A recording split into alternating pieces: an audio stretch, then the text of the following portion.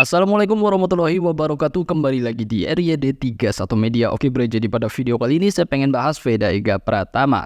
Ya, tentang kesempatan emas Veda untuk musim 2024. Bukan saya overproud, jadi saya ingatkan bukan saya overproud, tapi lebih kepada next step dan peluang atas hasil Veda Ega Pratama di 2 round Asia Talent Cup 2023. Oke lah, kita lihat klasemen sementara. Veda berada di posisi ke-1 dengan 95 poin, 3 kali juara 1 dan 1 kali juara 2. Memang masih ada 4 round, yaitu Mandalika Indonesia, terus juga Chang Buriram Thailand, Sepang Malaysia, dan juga Lusail Qatar ya. Jadi masih ada 4 round. Namun dengan selisih 40 poin dari posisi kedua yaitu Richi Takahira dari Jepang, bolehlah kita berspekulasi untuk musim 2024. Pertama, karena tahun 2022 seorang Shinya Izawa dari Jepang mendapatkan promosi Red Bull Rookies Cup untuk musim 2023 karena dia merupakan runner-up Asia Talent Cup 2022.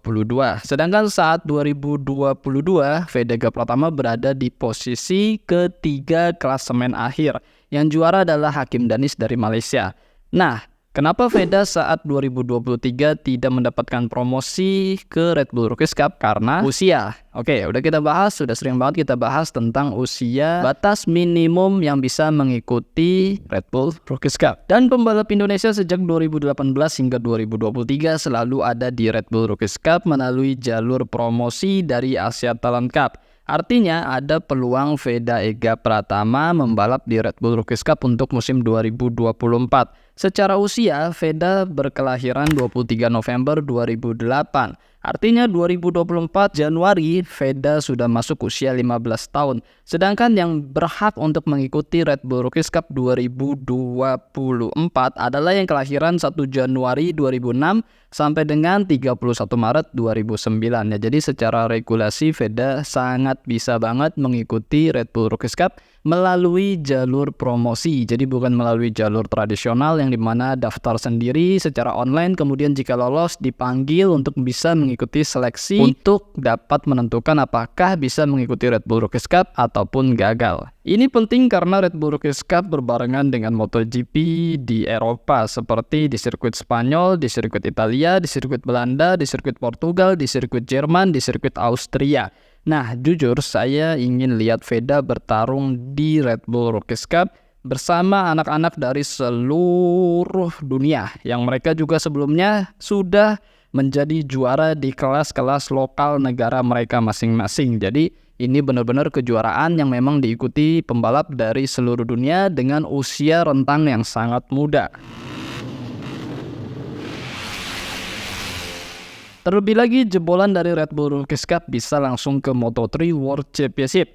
Seperti Jorge Martin, Enea Bastianini, Joan Mir, Brad Binder, Zarco, Toprak, Raul Fernandez, Shazaki, Carlos Tatai, David Alonso, Pedro Acosta, dan masih banyak lagi pembalap jebolan Red Bull Rookies Cup yang sekarang ini sudah berada di MotoGP, World Superbike, Moto2 hingga Moto3. Jadi benar-benar jebolannya banyak dan berkualitas.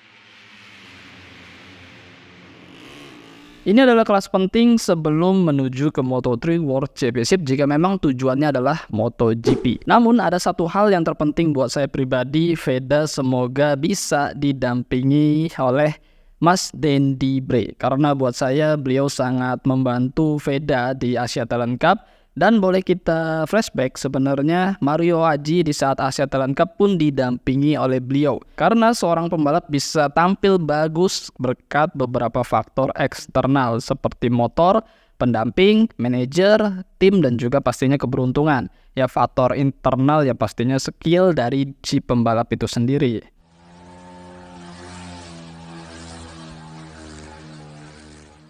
Intinya ya terus belajar, perjalanan masih panjang untuk Veda Ega Pratama dan pastinya step by step setelah Asia Talent Cup adalah Red Bull Rookies Cup di musim 2024 dan semoga untuk Asia Talent Cup 2023 ini Veda Ega Pratama dapat menyelesaikan dengan hasil maksimal dan juara dan menjadi pembalap Indonesia pertama yang menjuarai Asia Talent Cup untuk musim 2023 ini karena belum ada sejarahnya pembalap Indonesia yang bisa menjuarai Asia Talent Cup. Kejuaraan Asia Talent Cup bisa diikuti oleh seluruh anak-anak dari seluruh dunia dengan cara mendaftar online ketika pendaftaran itu dibuka secara online oleh Asia Talent Cup. Mereka mengirimkan biodata, kemudian mereka jika lolos dapat dipanggil untuk mengikuti seleksi biasanya di Malaysia, ya di sirkuit Sepang ataupun pokoknya di Malaysia. Nanti di sana dinilai oleh ahli-ahlinya Asia Talent Cup untuk bisa ditentukan apakah dapat mengikuti lolos Asia Talent Cup ataupun harus gugur. Jadinya bukan pembalap yang dikirim oleh negara ya. Jadi buat kita semua harus paham ini pembalap-pembalap yang memang sudah lolos dan juga mendaftar secara pribadi.